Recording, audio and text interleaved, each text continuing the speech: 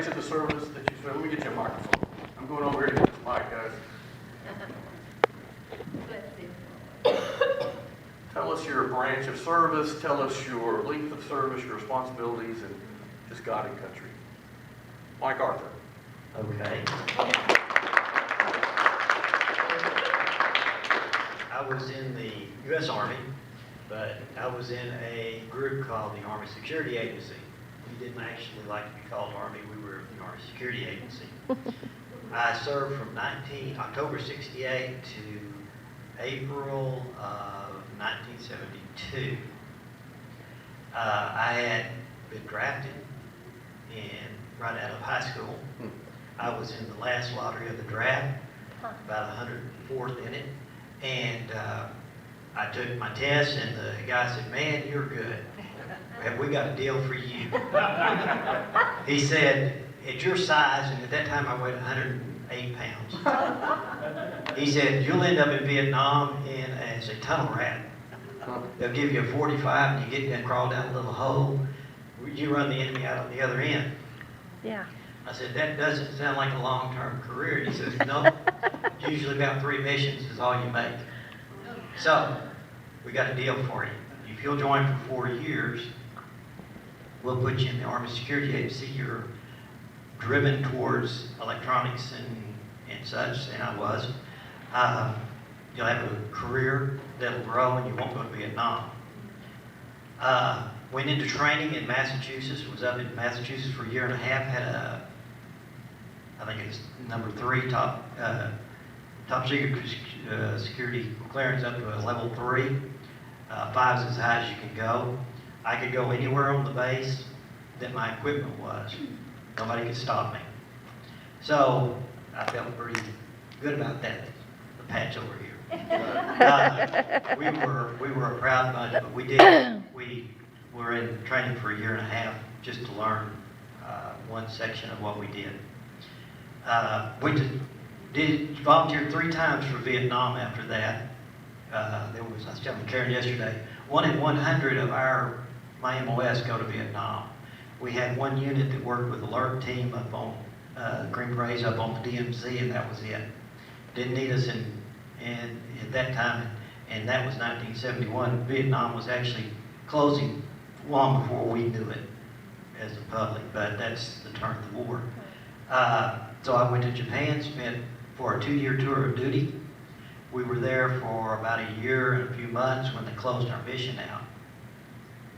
At the end of that mission, and we burned everything we had, it's kind of weird. We monitored, everybody was an enemy. We monitored every kind of code that went across the network, British, American, it didn't matter. All was enemy code. Mainland China, slightly, Taiwan, Laos, Cambodia, Vietnam, Okinawa. Our main mission on Okinawa, we were Tri-Service Base. Okinawa was the U-2 spy plane that was still flying out of Okinawa at that time. So we ran missions on that. Our equipment monitored their transmissions. It was a great deal. I hated Japan. You got God and country down here. I'll tell my God story. Coming down to the end of that, I had started writing. If I hadn't gone to the Army, I probably wouldn't have the beautiful wife I have. I started writing Karen, and I had never lived, although I accepted Jesus at a younger age, about 10, I had never really learned to live for him. I knew about him, I knew what he wanted, I knew who he was and what he did for me, but I never really learned to live for him. So I went some ways that I wouldn't want to talk about. But I talked one day, we were down to the end of the mission. I said, "Jesus, if you'll just take me home, I'll change, I'll serve you." I didn't know what I was going to do, but I told him I'd serve him.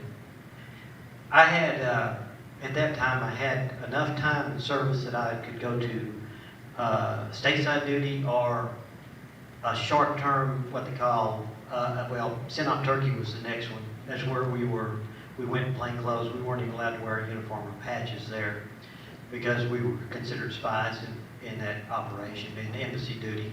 There was another one up in Alaska. It's all I could go to. I didn't want hardship tours, and I did not want stateside duty. No soldier wants to be stateside. It's just terrible.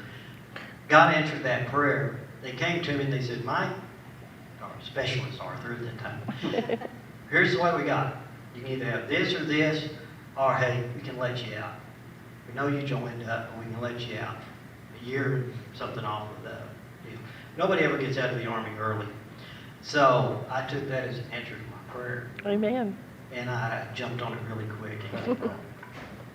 I'll tell you my uniform story, and I'll make it real quick. Okay. This uniform is not my original uniform.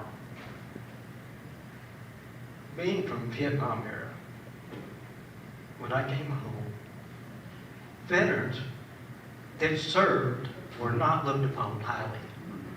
I swore that day, I took that uniform off, I'd never put it on again.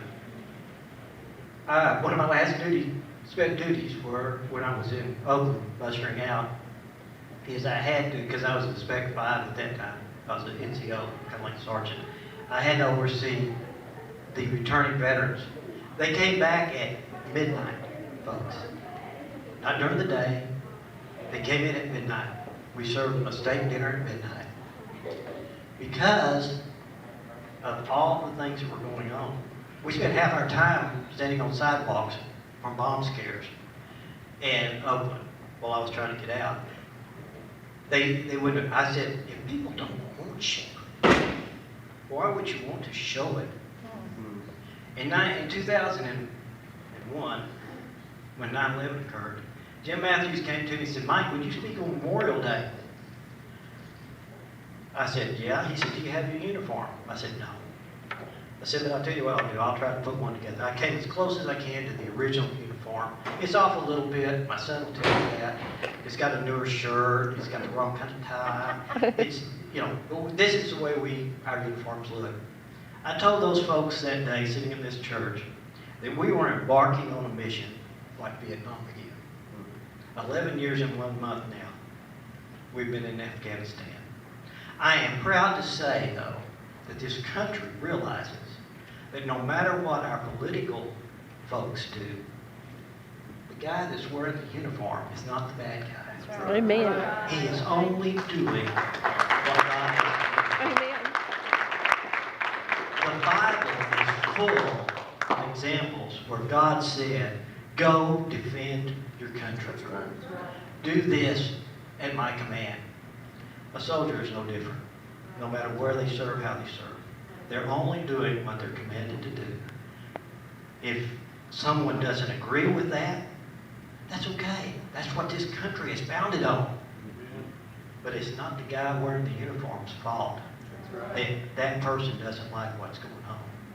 Nor should we ever, ever, ever hold them accountable for what somebody's decision is that they ask them to do. As a soldier, you do not refuse to do or follow orders. Right up to the point where you're asked to die, as we well know. So, no, I only weigh 20 pounds more than I did. This uniform is very, very close to the same. In fact, it's a little large. I'm very, very close to the same size that I wore. You can ask Karen. But I am proud that I served, and I am proud of the uniform. And I'm proud of my son that served, and all of those that I know, because they give up so much. And it can be made to sound like it's such a joy to be going and doing, and you see the world, and it's not. Mm-hmm.